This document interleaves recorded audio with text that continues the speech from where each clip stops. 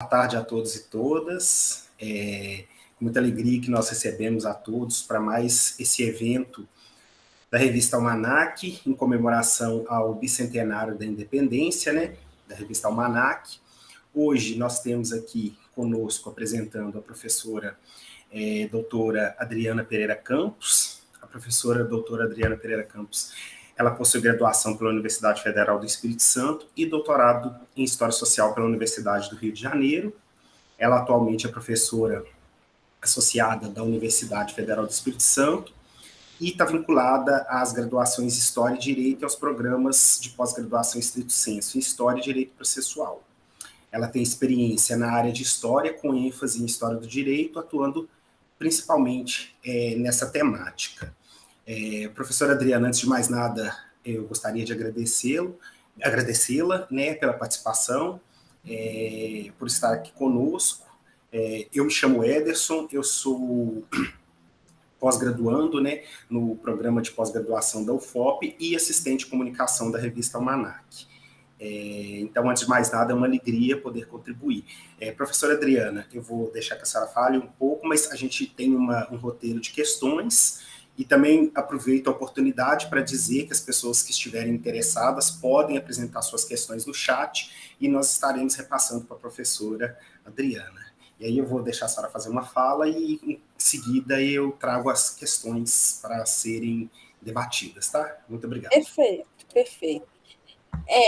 Em primeiro lugar, eu quero agradecer, né, o convite da Cláudia, foi muito amável, inclusive incluir o Espírito Santo nessa rodada de debates aí da questão da independência. Não posso deixar de dizer o quanto eu fico feliz de ver como essas lives estão dando certo, como a Almanac é uma revista que vem dando certo, e isso mostra a solidez do sistema institucional de educação no Brasil, sobretudo da educação superior. Acho que também há outros níveis de educação. Apesar de toda a situação demolidora e que só piorou, né, nos últimos, na minha opinião, 2 governos, e esse sendo um governo ainda mais caótico, e estarmos aqui conversando sobre história numa live de uma revista que é um esforço de pesquisadores de história num tema mais restrito, não é uma revista em que você pode publicar qualquer tema, realmente é digno de nota e mostra, né, a solidez, porque a educação no Brasil, então, não depende apenas de eleições, ainda depende muito das eleições, mas não totalmente. É uma lufada de esperança, se, como diz o outro, o melhor ferro é que passa pelo pior fogo. Sem dúvida nenhuma, passar pelo Bolsonaro é realmente passar pelo pior fogo. Então, essa é uma palavra de esperança que eu dedico aos meus alunos, meus orientandos, e a Cláudia, que é uma batalhadora que está levando essa revista assim como uma guerreira. Então, essa é a primeira observação. A segunda observação é por que o Espírito Santo causa tanta surpresa quando a gente vai apresentar um trabalho? Todo mundo acha um pouco... todo mundo encara com muita simpatia quando a gente aparece para falar desse lugar que tem praias bonitas, que fica entre Minas e o Atlântico, Bahia, Rio de Janeiro, né? Mas que quase ninguém vem aqui, ou se vem só para as praias, e que é pouco conhecido, não tem políticos de projeção, ainda que um ou outro apareçam ocasionalmente. o que faz do Espírito Santo, né, um quase esquecido na historiografia? Essa é a primeira pergunta que a gente tem que se fazer.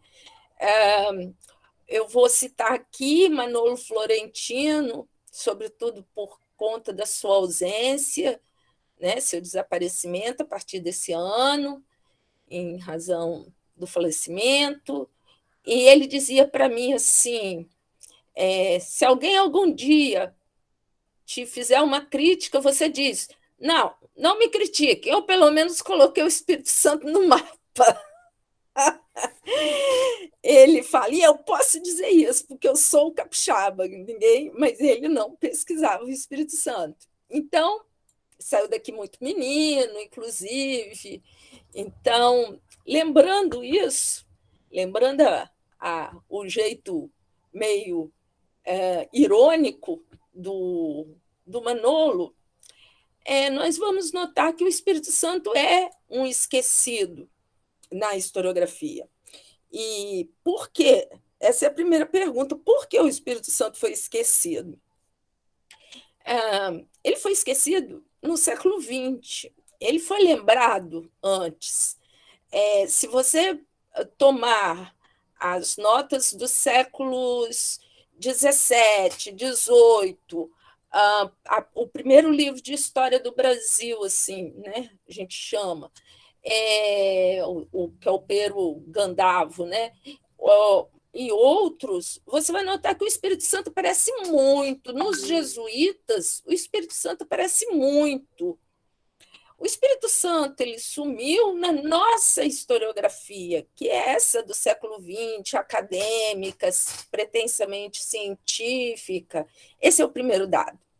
O segundo dado é por que essa historiografia esqueceu o Espírito Santo. Porque o Espírito Santo não teve uma participação importante nos chamados ciclos econômicos. Então, os historiadores que foram tratar, né, da economia do Brasil, mas eu estou me referindo mais ao século XX, início, metade, quase final, essa coisa na década de 80 começa a mudar. O Espírito Santo sofria da síndrome do piquinês, porque não tinha ouro. A cana-de-açúcar, aparentemente, nunca foi importante, né? Então, para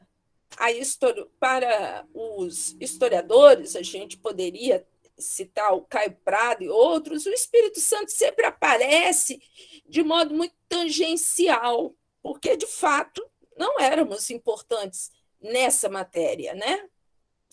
E isso trouxe para o Espírito Santo, no próprio século XX, digamos assim, um sentimento de não estar presente. Era preciso se fazer presente. Então, a historiografia, duas historiografias estouraram no século XX aqui, feita por capixabas. A primeira é a do café, porque finalmente parecia que o século XIX era o grande século de inclusão do Espírito Santo nesse grande movimento do café, tal.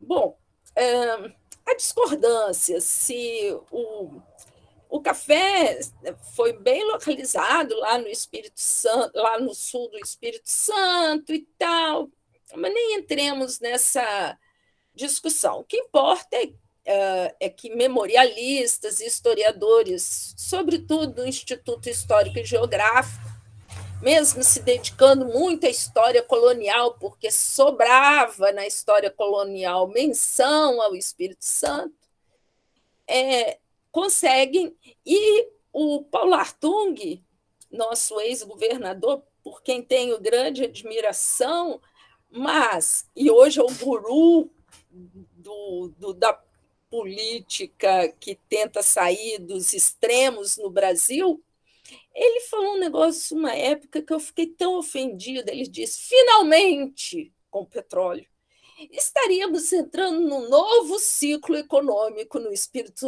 Santo virtuoso. Não durou muito, né? Como vocês sabem, esse negócio de ciclo econômico não serve para nada.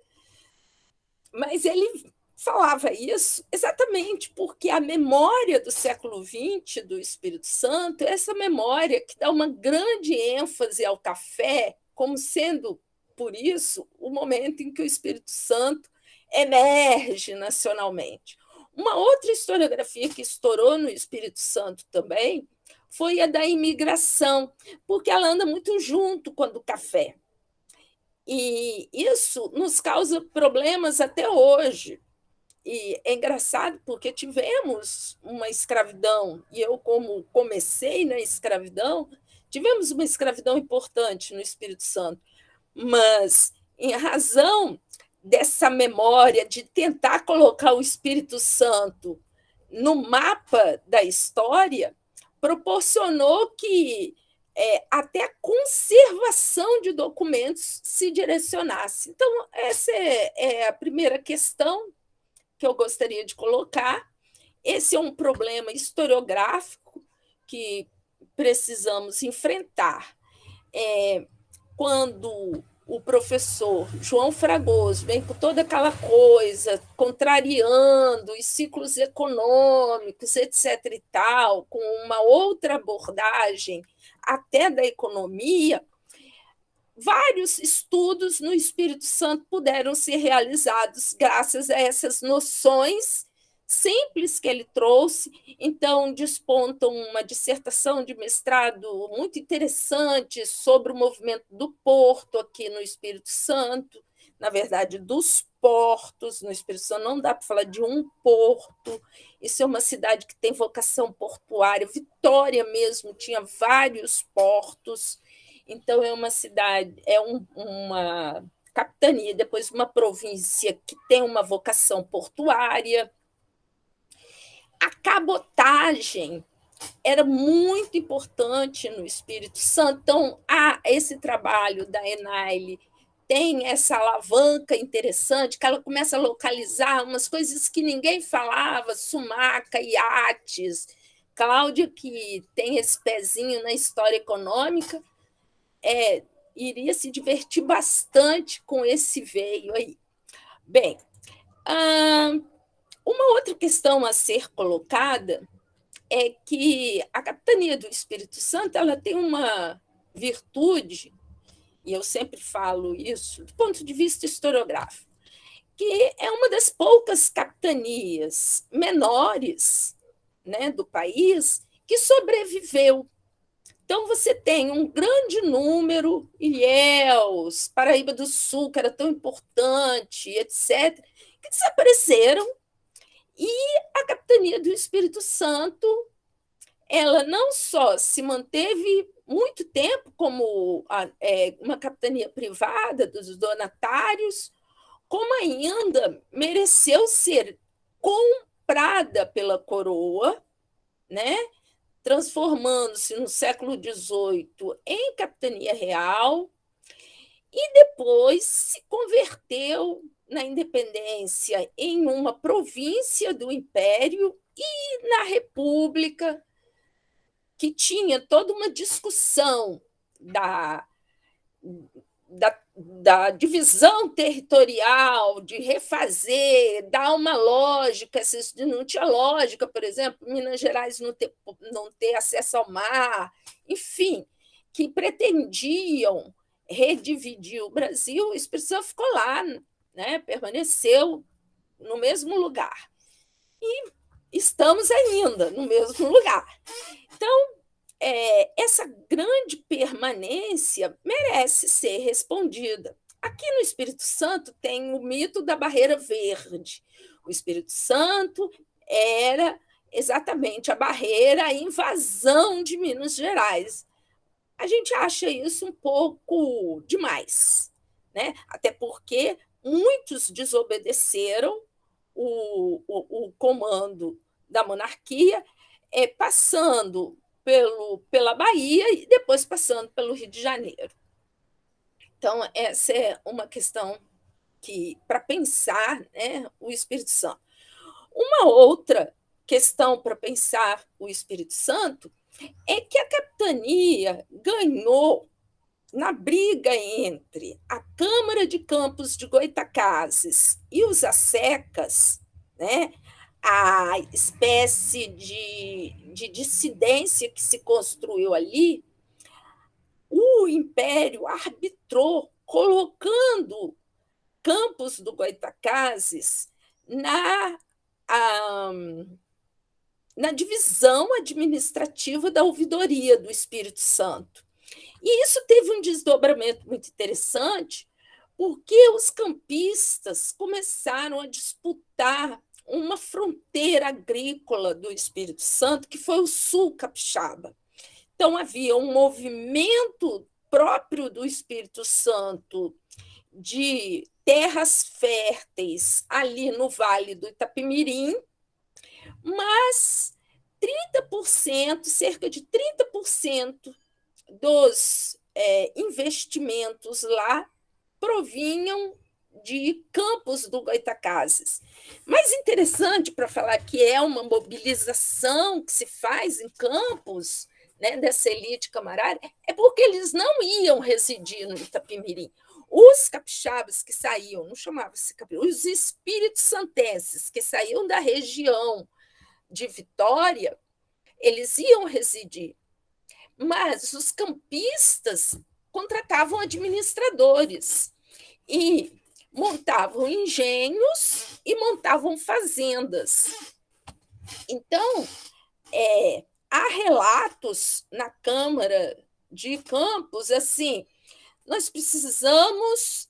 A pretensão final era, claro, se unir àquela nova fronteira agrícola de Itapemirim e fazer uma espécie de nova divisão administrativa, finais do 18 e início do 19. Vamos dizer assim, esse era o futuro pretendido, né, naqueles investimentos. Ocorre, entretanto, que havia, claro, muito mais gente do Espírito Santo, e nós já estamos aqui falando do século XIX. É quando Itapemirim se torna uma vila, logo no início do XIX, cria uma Câmara e todos os ofícios do Sul passam a ser distribuídos pela coroa portuguesa para portugueses, evidente, e para parte da elite espírito-santense. Com isso, a elite espírito-santense fortalece, né, a posição de domínio sobre a fronteira agrícola sul. Essa é uma questão que vai ser fundamental para compreender a independência. E como era que a elite espírito-santense, sobretudo aquela sediada na região de Vitória, e aqui eu quero chamar a atenção que, nesse tempo, o Espírito Santo ia até o rio Mucuri. Hoje, o Espírito Santo ultrapassa o Mucuri, vai até, né, inclui a grande, né, que todo mundo conhece, São Mateus, que seria um porto importante. Eu tenho dúvidas sobre isso, mas era um porto de farinha, e muitos dizem que desciam muitos escravos ali. Não dá para entender muito, porque a população era muito pequena, tinha uma participação boa de escravos, mas não era como Itapemirim, de jeito nenhum. Ainda faltam, tem bons estudos, mas a gente precisa estudar mais São Mateus. Eu tenho muito mais dúvidas do que... Mas São Mateus, a essa altura, pertencia a Porto Seguro e não a nós, e o nosso envolvimento político é com o Sul, e nossas questões de manter esse Sul vincula-se diretamente à mobilização política da elite. E vamos avançar um pouco mais.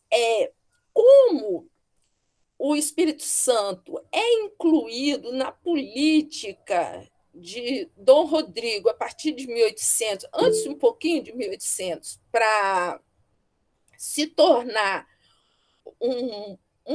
uma das vias de desenvolvimento do Brasil, por exemplo, com a questão do Rio Doce, né? Como também fazer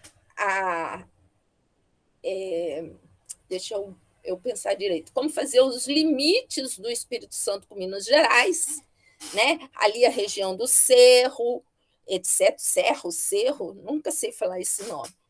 E Cerro. Isso, Cerro, então pronto. Então, o Rio Doce foi um investimento muito alto para o Espírito Santo. A elite espírito-santense resistiu muito a dar financiamento e a participar disso. Era preciso dar cargos, ofícios, né? E os índios tiveram uma grande participação, né, nas dificuldades que aconteceram lá. Depois nós tivemos a estrada, quando se notou que não dava para navegar direto do Cerro para o porto, né, do Rio Doce, que era a grande pretensão, se faz a estrada, né, real para Minas, que desceu uma carga, parece só. A elite espírito-santense nunca se envolveu nesses projetos, ao contrário, tinha dissidências, estava envolvida, na verdade, não há um trabalho de síntese sobre isso ainda no Espírito Santo, mas estava envolvido nessa fronteira agrícola do Itapemirim, uma fronteira rica. O Itapemirim tinha porto próprio, porto que eu me refiro marítimo, não é só o fluvial. Tinha o porto na vila de Itapemirim e o porto saía lá na Barra de Itapemirim, onde podia-se ir por um navio mesmo, sair de uma embarcação menor e pegar um navio. Só que não tem um documento desse porto. Esse é um problema grave da nossa historiografia. Eu acho que é porque não tinha centralidade os portos, mas eu não entendo muito de porto, portanto. Então, como vocês podem ver, um pressuposto aí é toda essa questão dos ofícios. Mas havia dissidências com esse projeto, né, da coroa. E uma dissidência famosa e pouco explorada é uma que ocorre entre Francisco Alberto Rubim e o Marcelino Pereira Duarte, Pinto Ribeiro Duarte. O Marcelino é aquele que virou o redator do exaltado Jornal do Rio de Janeiro, muito importante na regência. Ele, na sua mocidade, fazia críticas com seus alunos, encenações contra o governador Rubim. E o Rubim cortou uma pretensão dele obter o hábito da Ordem de Cristo.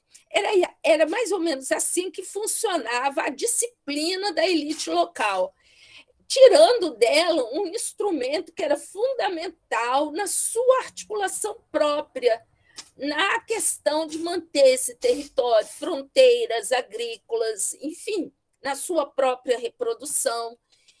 E quando chegamos a 1820, a lufada que vem de Portugal dá um espaço de articulação para essa elite que não precisava mais negociar tanto por seus privilégios. E daí para frente se inicia no Espírito Santo todo um movimento que poderíamos dizer de adesão ao conceito constitucional, ao conceito de nação luso-brasileira, com destaque especial aqui para inclusive, formulação intelectual. O Manuel Pinto Ribeiro, que escreveu um dos panfletos famosos, né, A Verdade Sem Rebuço, está no livro da Lúcia, né, Neves. O padre Marcelino também participou, escrevendo um importante panfleto que teve divulgação.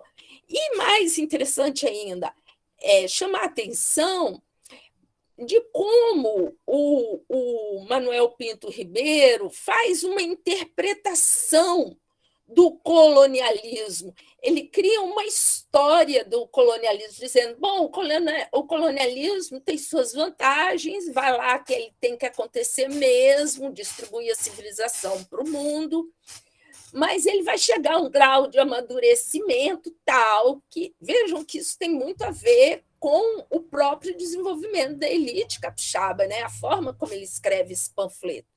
E o panfleto, para a época, foi considerado, né, rebelde, e ele foi castigado também. Inclusive, no governo de Dom Pedro, ele teve problemas. Enfim, então, o Espírito Santo participou não apenas tendo aqui movimentos da tropa, etc., já pretendendo autonomia nessa questão das nomeações, como também do ponto de vista intelectual. A elite encontrava-se aberta já, como outros no Brasil, aquelas ideias, né, vintistas que chegavam. Então, o Espírito Santo vai aderir, e primeiro mandando para Portugal. Na verdade, não precisou mandar, detalhe, porque o capixaba é muito pragmático, né? Na hora de reunir o colégio eleitoral para escolher o deputado do Espírito Santo, houve um confronto entre os campistas e os espíritos santenses. Daí que eles apaziguaram a coisa, colocando um espírito santense como o proprietário e um campista como vice. Durante um tempo, inclusive, olhem que interessante, muita gente confundiu esse campista achando que era ele o representante do Espírito Santo. Não, era um professor de Coimbra que saiu do Espírito Santo para estudar em Coimbra, virou professor, tipo professor substituto hoje em dia, de Coimbra, já participava das cortes como consultor, e os espíritos santenses usaram aquele verniz que o seu espírito santense tinha, provavelmente para convencer e fazer aliança com a elite e não saírem dali cindidos. Marcelino Pinto Ribeiro participou desse colégio eleitoral, Manuel Pinto Ribeiro também, e, enfim, saiu ali tudo certinho. Então, tinha uma adesão total a essa ideia de nação. E a independência veio como? Eu já estou fechando aqui, né? É preciso investigar um pouco mais, mas houve no Espírito Santo, claro, uma adesão ao Rio de Janeiro, um projeto assim, que poderíamos até dar essa palavra que na política não se gosta muito, adesão ao Rio de Janeiro. Mas houve um comandante de armas aqui que teve uma coalizão política com o Madeira, da Bahia, de Salvador. E ele, então, tenta desandar as coisas por aqui, nesse grande projeto pacífico, ordenado e tal. E aí é muito anedótico como tudo aconteceu, porque ele era o comandante das armas, ele marcha com a tropa para lá, e dizendo que estava tudo errado e tal, e chegando lá, os espíritos santenses que estavam no governo provisório já nessa altura, dizem assim, não, mas assim é contra a gente, então a tropa se volta contra o comandante. Mas o comandante tinha muito prestígio ainda, ficou por um mês ainda, não foi destituído imediatamente. E depois ele foi substituído pelo Teles, que é um outro comandante de armas, e esse Teles teve um papel fundamental em derrubar a influência do Madeira em São Mateus e em Caravelas, com uma força militar que segue para lá. Então, isso mostra a participação ativa do Espírito Santo na independência, e o Espírito Santo ganhou de prêmio o próprio a cidade de São Mateus, o que para nós é muito bem-vindo. Era uma cidade que seria baiana, mas nessa disputa política, o Espírito Santo acabou ganhando um prêmio porque ajudou a combater as forças contra a independência, né, em 23, lá nessa região. Eu acho que consegui resumir bastante o assunto. Não, foi excelente. Eu vou trazer algumas, deu para refletir sobre questões que são importantes, sobre essa participação provincial, né, nesse processo. A gente sabe que é uma questão que tem sido amplamente debatida, enfim. E eu tenho algumas questões aqui, eu vou trazer algumas, e também relembrando que as pessoas que tiverem interesse podem apresentar questões no chat, que a gente vai estar repassando para a professora. Então, você falou, professora Adriana, que a questão, falou um pouco desse movimento na província do Espírito Santo, enfim, em torno da independência. Eu queria, a gente sabe que tem visões distintas, né, que era, né, usando aquele termo do Istvan e do falecido Istvan e do professor João Paulo, do mosaico, né, de províncias, e enfim. Quando a gente pensa a questão do Centro-Sul, a gente sempre tem muita discussão do autonomismo mineiro, a questão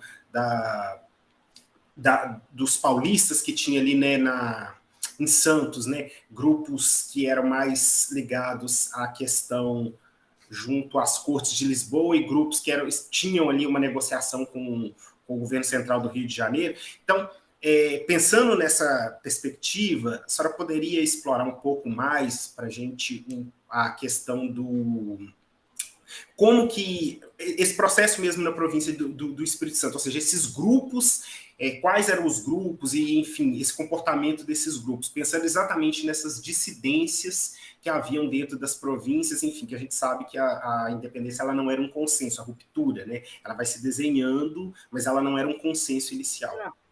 Não era, porque o consenso no Espírito Santo era pertencer à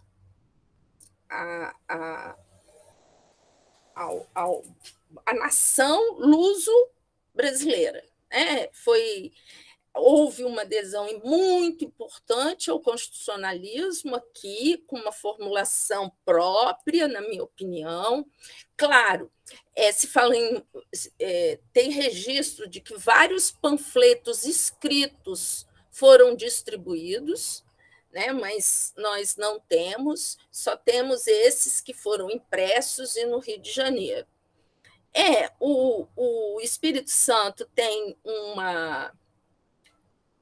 Eu acho que o importante é pensar assim, que são dinâmicas, como você disse bem, diversas. Como uma província, o fato dela ser subsidiária, menor, secundária, num plano do império, não lhe dá um destino imediato, né? Como disse, a maior parte dessas, algumas cresceram, como o Rio de Janeiro, e vingaram, outras murcharam e desapareceram.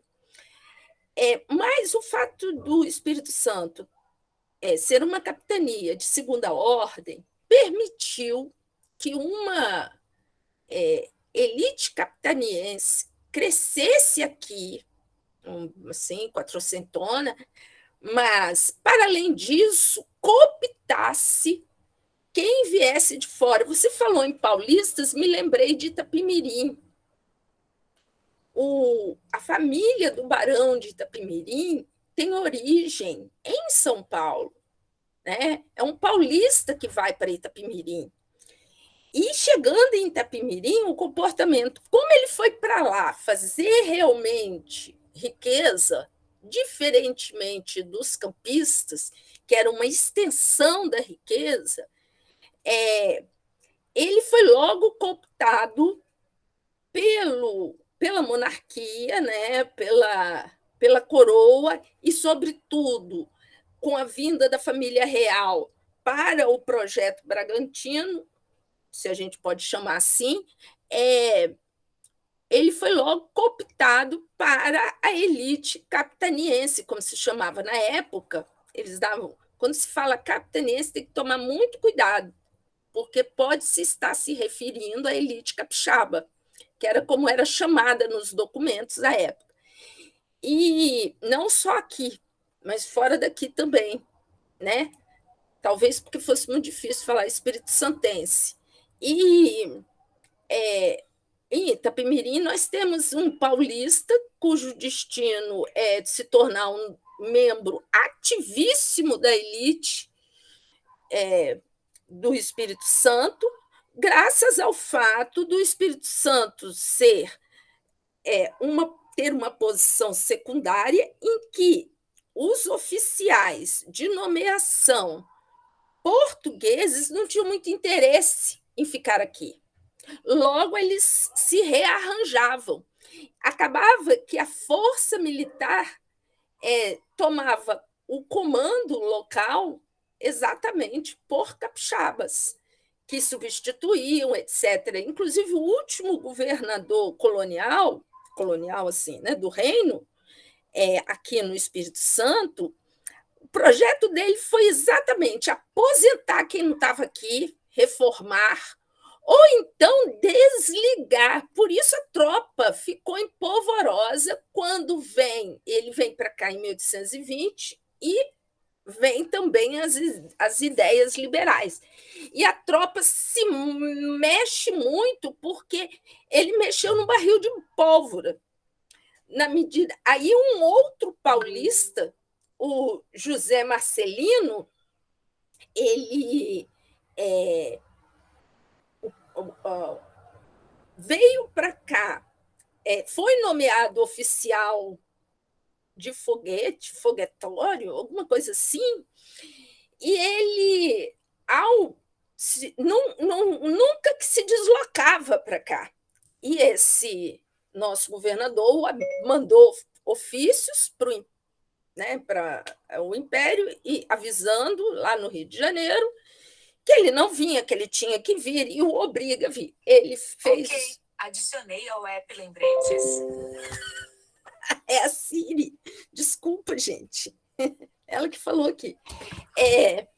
Então, ele chega aqui e coloca pólvora mesmo na coisa, porque a tropa fica insubordinada. Aí o governador escreve: não, eu não quero mais esse sujeito aqui, manda de volta. Acabou que ele deixou um filho por aqui, um filho, aspas, bastardo, e esse também se tornou uma importante liderança em Itapemirim. Então, assim, a dinâmica para explicar o espírito, a gente tem que tomar muito cuidado, porque se houver uma adesão do historiador a uma memória geral, como se do Brasil, e quiser encaixar o Espírito Santo, acaba não vendo o Espírito Santo desaparece.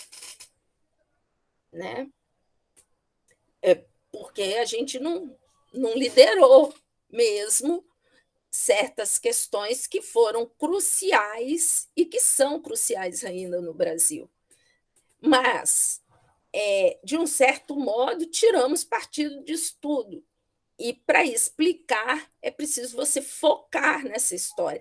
É tipo uma micro-história mesmo, eu vou confessar. Eu sei que anda embaixo a micro-história, mas é tipo a micro-história.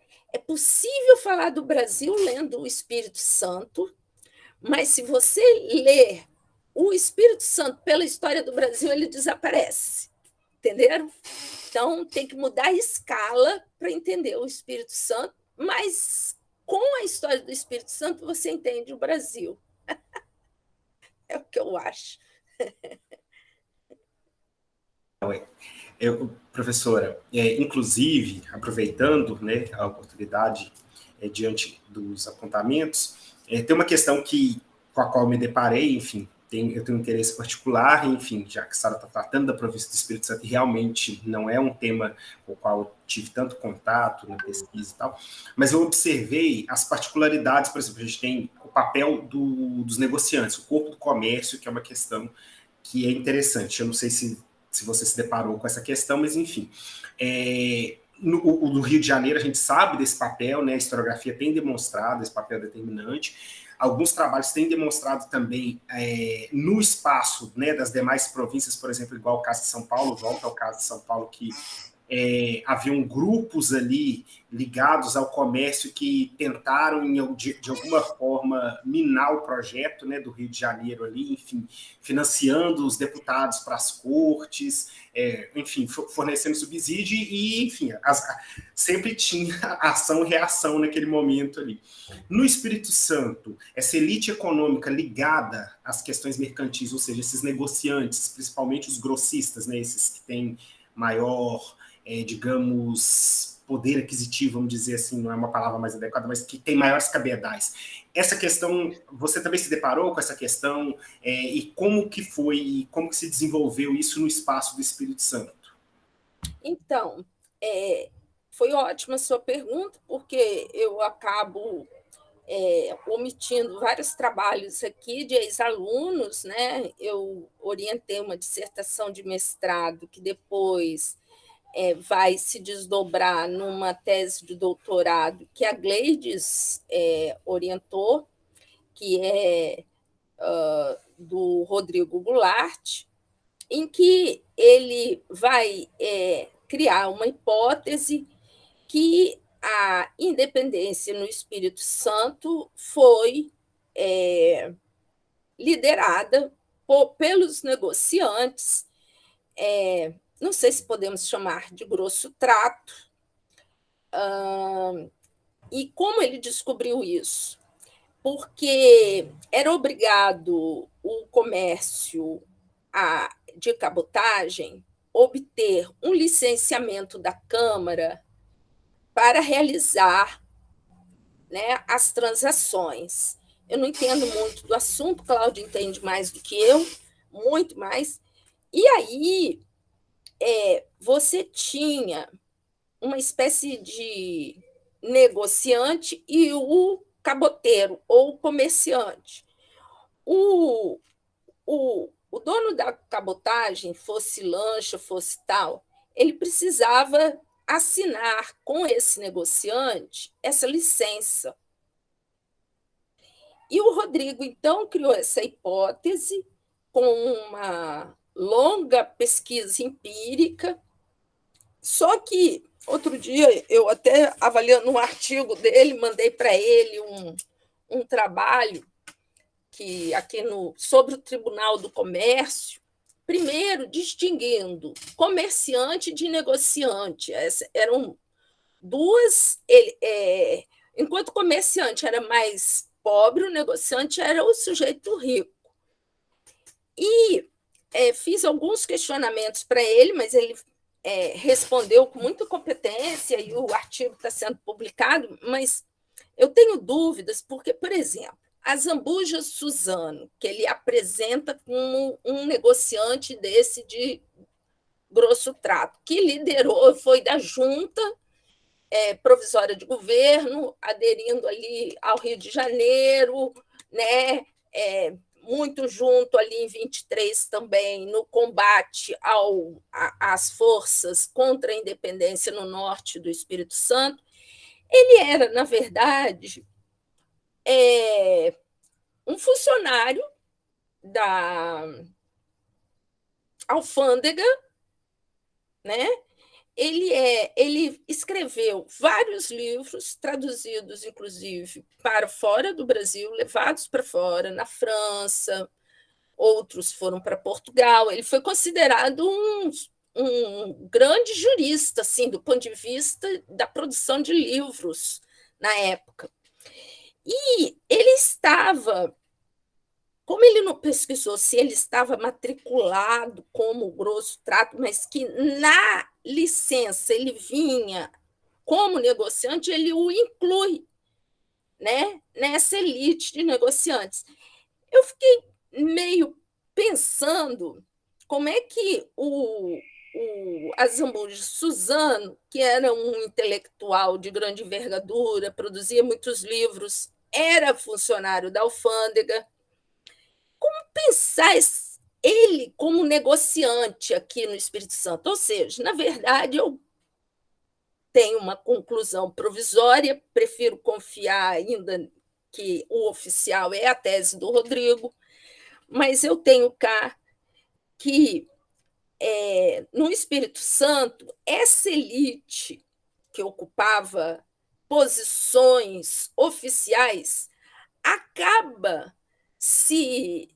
Aquela coisa da economia do bem comum do Fragoso acaba por se beneficiar da posição política e ter os benefícios que essa posição política lhe conferia, essa posição nos quadros do império. Então, ser negociante era uma das posições desse sujeito. Eu poderia elencar outros que ele coloca na listagem. Então, interesse econômico é difícil você distinguir de interesse político na mesma pessoa. Essas duas coisas aconteciam no indivíduo. É claro que, do ponto de vista da análise, você pode dizer isso é econômico, isso é político, mas o indivíduo ele não estava distinguindo isso. E essa elite capitaniense, que era dona de ofícios, dona aí entre aspas, né, conseguia as vantagens, por exemplo, obter sesmarias e ter gente trabalhando, né? Então ele era agricultor, ele vai aparecer uma certa hora como agricultor, mas ele não era. Ele apenas permitia que trabalhassem nas terras que ele tinha, graças ao fato de obter sesmarias. O cara que abriu foi o primeiro comandante das armas do Espírito Santo, que abriu a Estrada Real. Ele obteve sesmarias, mas ele obteve... Então, essa elite capixaba é preciso não separar muito político do econômico, sabe? Eu gosto da ideia da economia do bem comum, que ela vai dizer que o cara usa o ofício para enriquecimento. E é isso que eles estão fazendo, né? E é isso, por isso eles aparecem na posição de negociantes, mas não são negociantes a ponto de terem uma representação em Pernambuco de cabotagem, no Rio de Janeiro, um escritório, um representante. Que eu saiba, nenhum teve esse tipo de projeção. Não sei se respondi. Não, respondeu. Igual, como eu falei, né, uma questão particular que me interessa particularmente exatamente por conta da questão da pesquisa mesmo, enfim, com aspectos que eu me deparei, desses grupos, né, que se dividiam ali entre Lisboa e o Rio de Janeiro, enfim, que é uma questão bem interessante. Eu vou tem uma questão aqui no chat que eu vou trazê-la. Antes de mais nada, eu vou fazer um elogio. O Ademildo parabenizou, dizendo que você está oferecendo elementos fundamentais para a historiografia capixaba. A professora Cláudia também levantou a mão aqui, eu vou deixar que ela fale daqui a pouco, mas antes eu vou fazer a questão do Arthur, que ele apresentou aqui no chat, que é o seguinte: ele gostaria de saber como que você enxerga esses conflitos militares que aconteceram nas províncias durante o processo de independência, visto que nos últimos anos algumas pesquisas têm resgatado as experiências militares e revolucionárias do processo de independência em algumas regiões, principalmente as do norte. Em contraponto a uma visão histórica que durante muitos anos interpretou a independência como um movimento pacífico. Essa é uma questão. E aí eu reforço que se alguém tiver mais alguma questão, e aí eu vou passar a palavra à professora Cláudia para ela fazer a questão dela também. E, enfim, vamos aguardar. Obrigada. Adriana, parabéns pela exposição, pelo trabalho.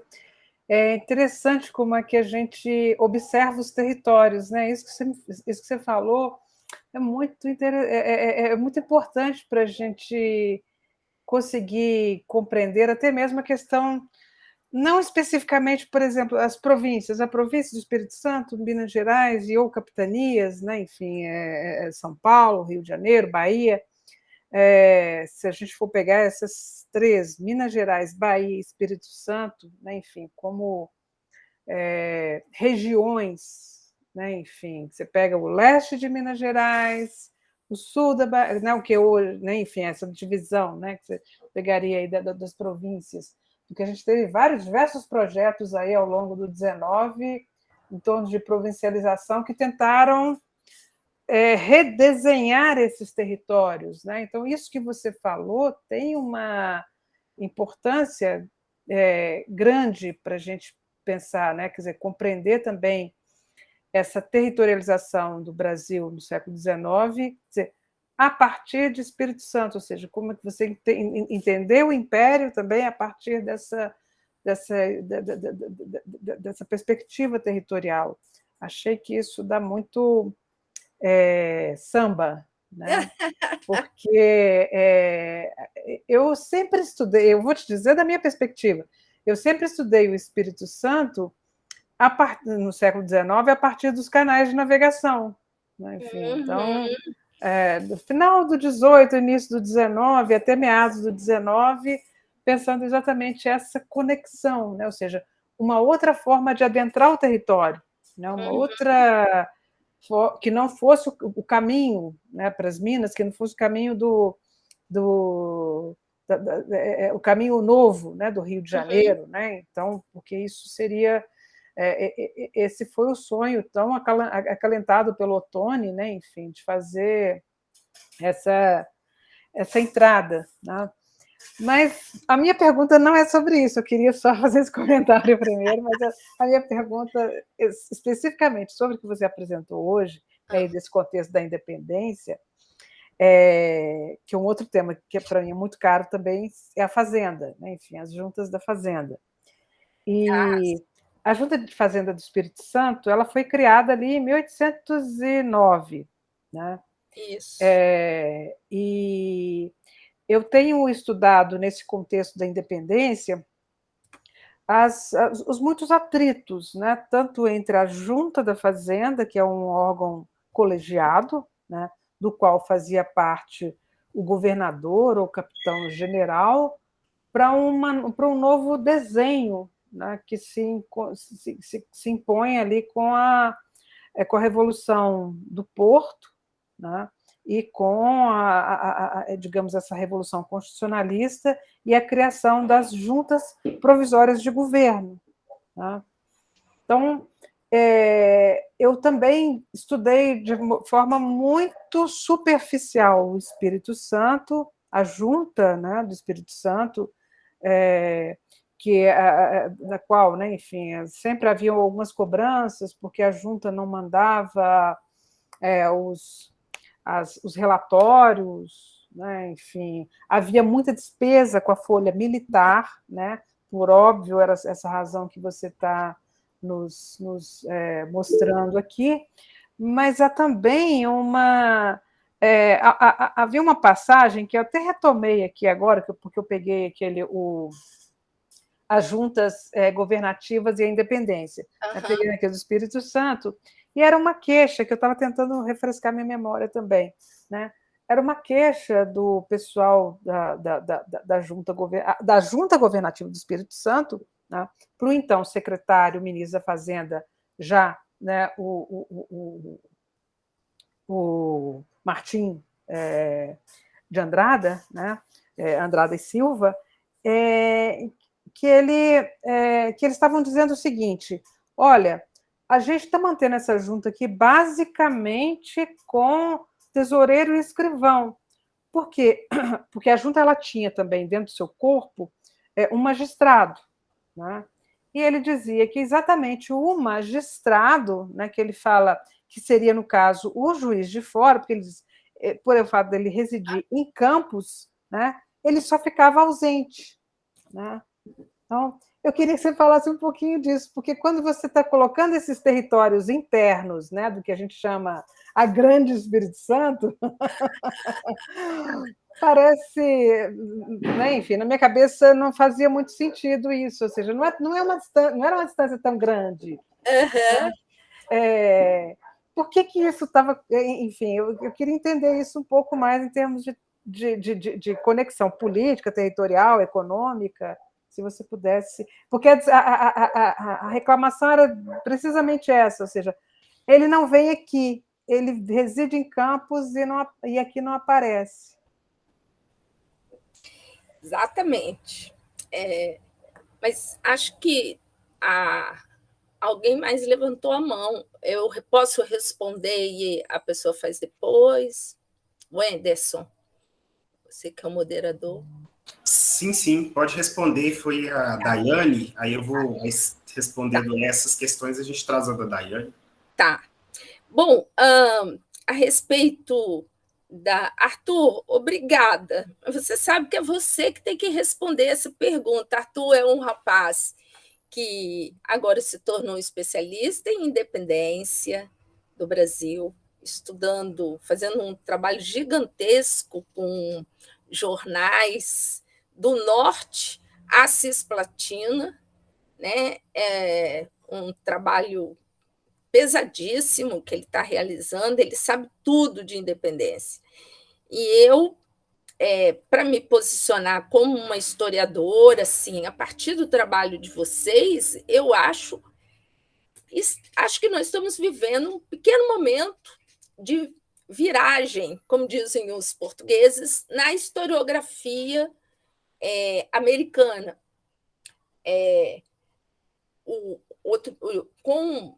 Você perguntou uma questão que eu aproveito o ensejo para dizer o seguinte: não dá para considerar que o Brasil não teve um movimento pacífico se você não integrar a discussão do Brasil com o restante da América, pelo menos do Sul.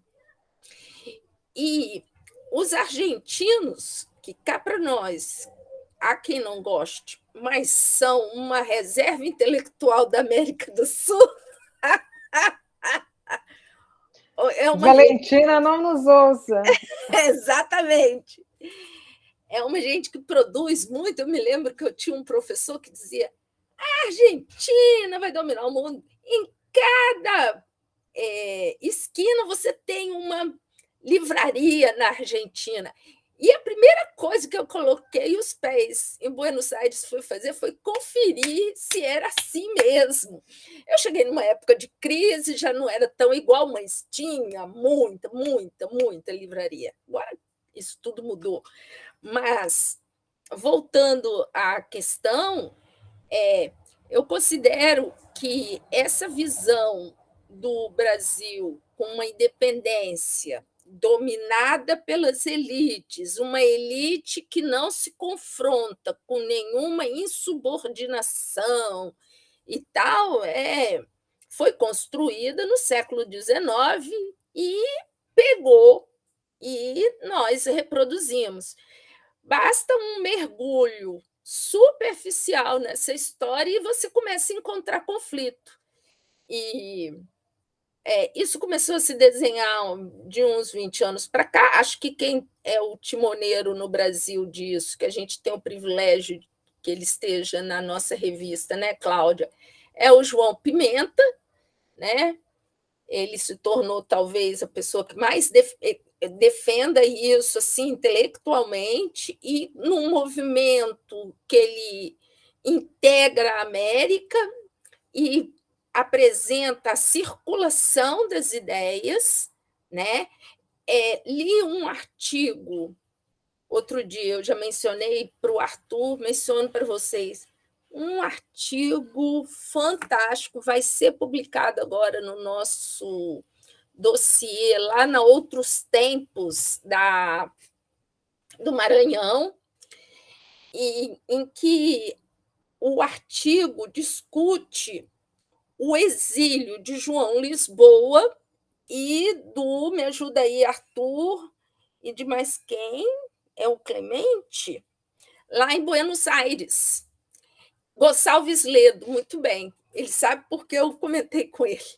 Então, o Gonçalves Ledo se articula totalmente diferente do Lisboa quando vem para cá, que não é o Cairu, né? O João Lisboa é José de Lisboa, desculpa, do Diário do Rio de Janeiro, né? Arthur vai acertando tudo que eu falar de errado. E que ele sabe tudo. E eles se articulam com mensagem, com com o cônsul lá, eles publicam de Buenos Aires alguns números, enfim, há uma integração dessas pessoas com as discussões lá em Buenos Aires. E eles retornam a João Soares Lisboa. Muito bem, obrigada, meu filho, porque é muito Lisboa para minha cabecinha. E é interessante observar como o exílio é um espaço de circulação de ideias, pensando, sobretudo, que a Praça de Buenos Aires esteve, né, Cláudia, vinculada à Praça do Rio de Janeiro. Era impossível essas coisas não circularem, inclusive por navios, até porque o João Soares Lisboa era negociante de grosso trato. Então, assim, eu acho que esse é o momento que a historiografia, eu acho que aí a Marcela, que não nasceu anteontem, já partiu na dianteira, publicou um baita livro em que ela faz exatamente essa discussão, né? A Andréia enfatizou muito bem, em que ela faz uma pergunta contrafactual. E se eles tivessem virado monarquistas? Se não fosse, né, o republicanismo que ganhasse lá. O livro é farto na reflexão sobre isso. Eu comecei a ler o livro, é farto, e nós acho que tem tudo a ver. Eu acho que a gente vai reescrever a história da independência sem nenhuma dúvida, e acho que não é à toa que o João Pimenta é o timoneiro, porque quem começou a mexer com isso foi, me ajuda, Cláudia, o professor deles lá da USP, o Istvan, né? O Istvan é que, numa hora que ninguém tomava isso tanto em discussão, Istvan movimentou aquela garotada que hoje em dia virou velho. João e outros. Brincadeira. Voltando Somos todos jovens. É o destino de todo mundo. Você, com as juntas de fazenda, exatamente. Havia uma reclamação. Os magistrados eram peças importantíssimas no Espírito Santo, porque um juiz de fora, inclusive, quando se recria a ouvidoria do Espírito Santo, tem algo por trás disso. Nesse dossiê também lá de Outros Tempos, o Getúlio, que é meu doutorando, ele publica um documento que é o documento de recriação da ouvidoria do Espírito Santo, que foi por aí que eles incluíram Campos do Goytacazes. Mas não só isso. Foi nomeado um juiz de fora dessa família dos Pinto Ribeiro que pôs o terror em Campos, que era exatamente a reclamação anterior era que era difícil chegar no Espírito Santo, por isso precisava se criar a ouvidoria, e o ouvidor espírito santense não tinha nenhuma dificuldade de chegar em Campos para tocar o terror e pôr abaixo a Câmara. Mas, no tempo das juntas provisórias, houve conflito com os magistrados, né? E eu estou até levantando isso, mas é uma documentação tão difícil, e alguns magistrados foram suspensos, inclusive, foram transferidos exatamente porque entravam em conflito com a elite daqui. E nessa junta de fazenda, creio eu, não tenho certeza, atenta para ver o nome do Azambuja Suzano. Eu fico achando que o Azambuja Suzano era até espião desses Andrades, não é possível. Porque ele vem para o Espírito Santo já com cargo certo, tudo. Eu tenho a passagem dele saindo do Rio de Janeiro para cá. Dizem que ele foi uma criança, filho de agricultores que se tornaram comerciantes numa praça, sim, comerciante de pequena monta. E ele se forma na escola que teve a visita de Dom João VI, e logo que ele vira rapazola, ele vem para o Espírito Santo assumir um cargo, porque ele não tinha cabedal para ir para Coimbra. E ele vem monarquista para Chuchu e super feliz, porque ele tinha sido elogiado por Dom João VI. Desculpa, o nome dele é Luiz da Silva Alves de Azambuja Suzano? Exato. Está aqui, é o próprio. É o próprio. Esse cara não era de moleza, não, e inteligente, publicava pra caramba. E ele foi um garoto ali que Dom João ajudou no tri. Então, não é à toa que ele é monarquista, né, que ele faz parte dessa elite conservadora, que está muito bem assentada no Espírito Santo, e por aí vai. Obrigada. Imagina. Não sei se respondi, mas é mais ou menos assim. Respondeu demais, Adriana. Agora eu estou curiosa para estudar um pouco mais essa junta, viu? Inclusive a Daiane, que está levantando a mão aqui, que também é outra fazendeira.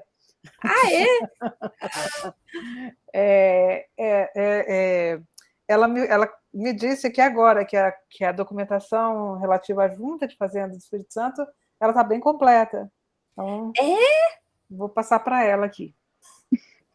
É nesse ponto aí que eu estou indo mesmo. Eu estou navegando nesse mar mesmo. Primeiro eu queria, né, agradecer, Adriana, pela aceite ao nosso convite, pela fala tão inspiradora, porque a gente é assim, né? Eu sou esse tipo de pessoa. Todo mundo que vem falar de uma província que eu fico pensando, e como é que será que estava a junta de lá? Já quero fazer já falei com a Cláudia que por minha conta faríamos uma empreitada de todas as juntas do Brasil, porque me dá realmente muita vontade de saber como que estava essa instituição, né, dentro das províncias. E até seguindo o que a Cláudia estava falando, a Junta do Espírito Santo ela chega a remeter várias comunicações para o governo central, dizendo justamente assim: olha, eu não tenho dinheiro para pagar minha tropa, o que vocês vão fazer para me ajudar? Eu não sei como exercer esse expediente, eu acho que isso é o áudio, né? Assim, eles não sabiam mesmo como executar as demandas que a Fazenda tinha. E eles diziam, não, copia São Paulo, copia Minas Gerais. Assim que eles diziam, pede ajuda a São Paulo, Bahia ou Minas Gerais para exercer mesmo o expediente da junta, que é uma junta muito recente, né? Se você for comparar com as outras criadas lá no final da década de 80, de 70. Claro. Mas aí minha dúvida, Adriana, na verdade é um comentário, eu queria que você falasse um pouco mais sobre essa perda de documentação que você falou do porto, né? Porque a gente sabe, obviamente, que a alfândega do Espírito Santo não é a alfândega mais importante do Brasil, né? Inclusive está muito longe do que seria, por exemplo, Pernambuco ou Bahia, né? Que de fato sustentaram o império do ponto de vista fazendário. Mas eu queria saber, assim, em que ponto que está a documentação do Espírito Santo, porque no Rio de Janeiro eu realmente tive acesso a essa documentação de junta de fazenda, por exemplo, entre 1810 e 1830, ali estava realmente muito completa. Mas, assim, essa documentação alfandegária, né, e o arquivo público do Estado, né, em que ponto que essa documentação desse período da independência, um pouco antes, um pouquinho depois, em que ponto que está? E aí, aproveitando também para retomar a própria discussão que está tendo sobre o Arquivo Público da Bahia, né, que está para ser vendido, o prédio. Então, assim, ser leiloado é pior, né? Enfim, essa documentação, essa própria ideia metodológica mesmo do nosso trabalho aí, fechado durante 2 anos longe dos arquivos, em que ponto que o Espírito Santo está nessa documentação, se a gente quiser mesmo realmente assumir a empreitada, por exemplo, de ir no futuro, pensar a junta de fazenda do Espírito Santo, ou mesmo a própria história da independência que seus alunos fazem aí, tá bom? Mais uma vez, muito obrigada, e acho que é isso. Parabéns, porque você vem trazendo uma contribuição sem par, só com essa participação que você tem nas lives, que mostra muita autonomia intelectual, uma erudição intelectual muito bacana. Eu venho te observando, é uma garota, está fazendo doutorado, eu acho, né? Doutoranda. Então, parabéns para você, primeiro.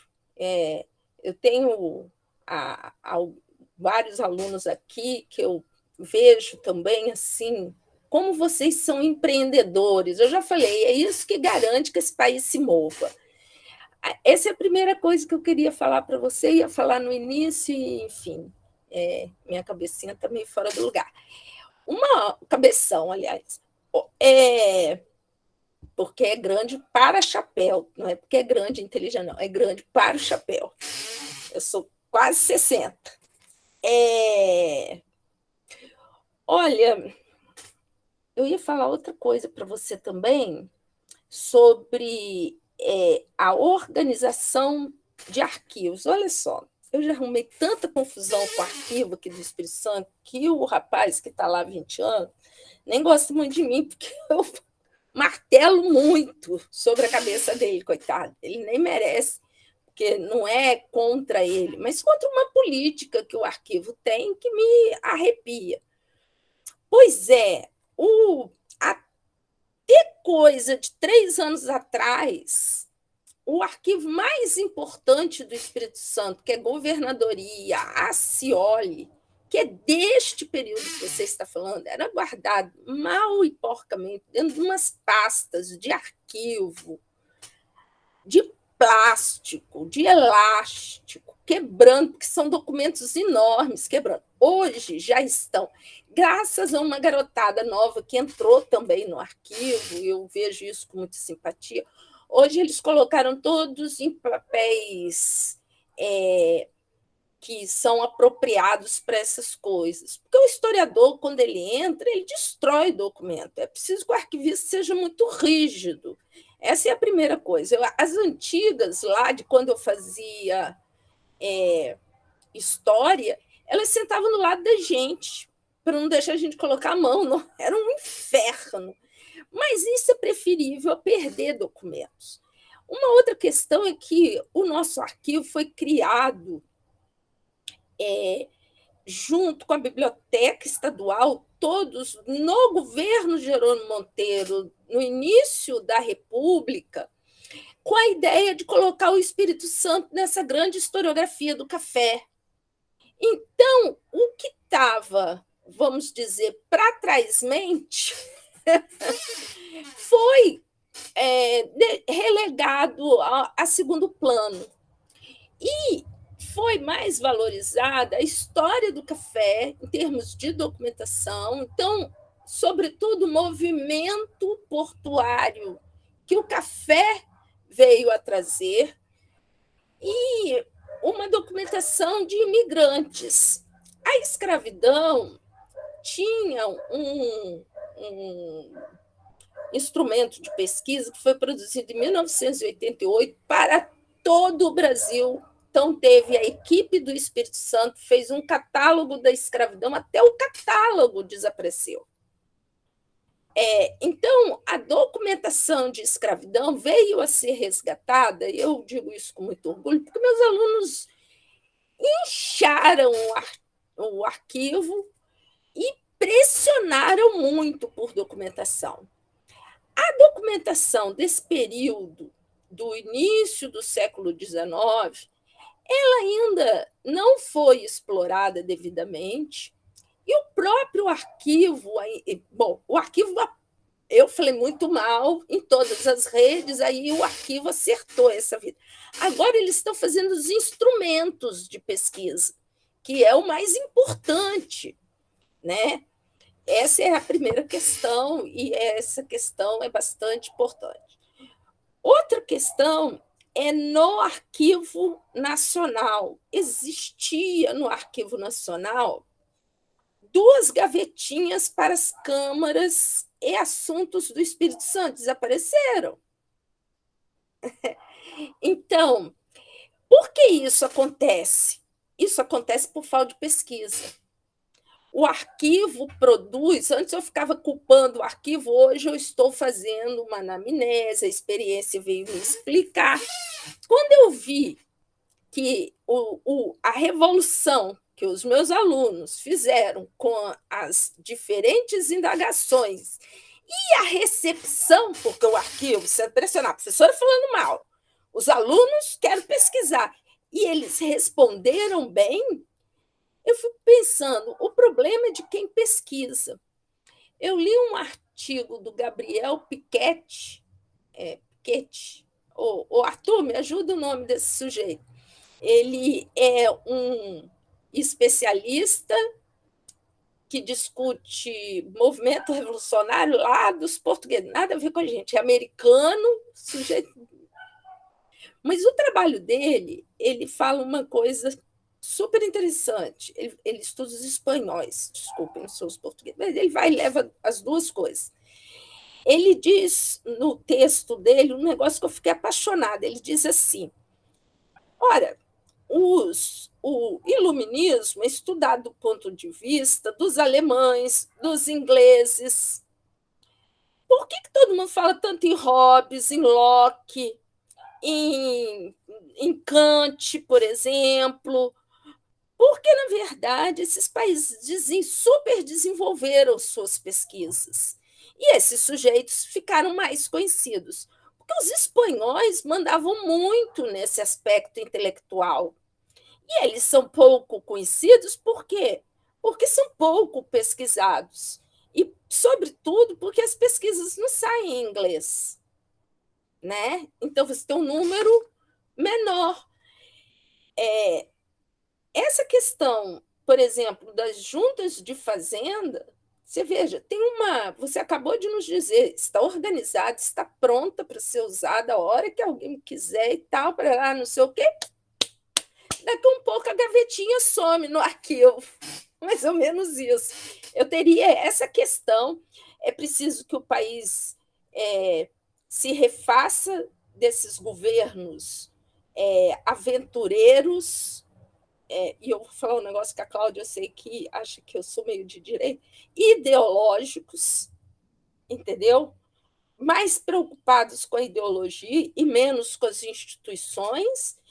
É preciso que a gente tenha políticas de Estado e não política de partido, para que um arquivo não sofra o que a Bahia está sofrendo, o Arquivo Nacional está sofrendo, porque você tendo uma política de Estado, não adianta. Você pode ter Bolsonaro ou Trump por 4 anos. Você não desmonta o Estado.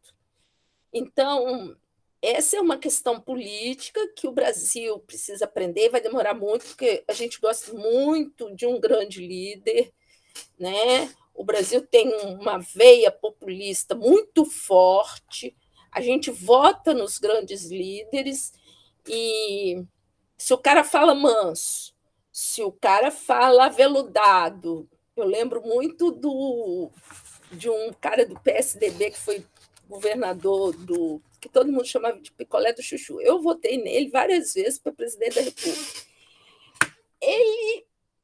Mas ele é um cara que, para mim, tem uma visão fez um monte de porcaria em São Paulo, sei disso. Mas que seria coluna do meio, eu adoro coluna do meio. Essa é a questão, você tem que ter política de Estado que garanta, né, que os arquivos possam sobreviver, não importando, por exemplo, as universidades, elas ainda sobrevivem porque o Brasil tem uma política de gastar 25% de ser constitucional na educação. Ora, o nosso presidente precisa fazer muito exercício para destruir a educação, porque se ele não cumprir os 25%, ele vai ter problema. É isso que é bacana, você ter uma política de Estado. Adriana, muitíssimo obrigado pela fala. Também a gente gostaria muito de agradecer o aceite, foram falas muito preciosas, muito ricas, enfim, eu particularmente gostei muito, foram questões que eu sempre penso, essa discussão, né, na perspectiva um pouco do Centro-Sul, que a gente se depara com isso, né, nos trabalhos, enfim, enriqueceu muito mais. Eu acredito que as pessoas também que participaram, enfim, então eu novamente gostaria de agradecer em nome da revista Almanac, né, a participação, dizer que foi muito rico. Vou passar a palavra para a Cláudia, se ela quiser falar mais alguma coisa, e para a Daiane, e com isso a gente finaliza as questões, enfim. E muitíssimo obrigado mesmo pela participação e muitíssimo obrigado pelo trabalho tão rico. Bom, eu só tenho a agradecer, Adriana, agradecer pelo tempo que você, né, nos dedica aqui e nos dedica todo o tempo ao Almanac, né, enfim, com os fóruns que você, os dossiês que você organiza tão maravilhosamente, né?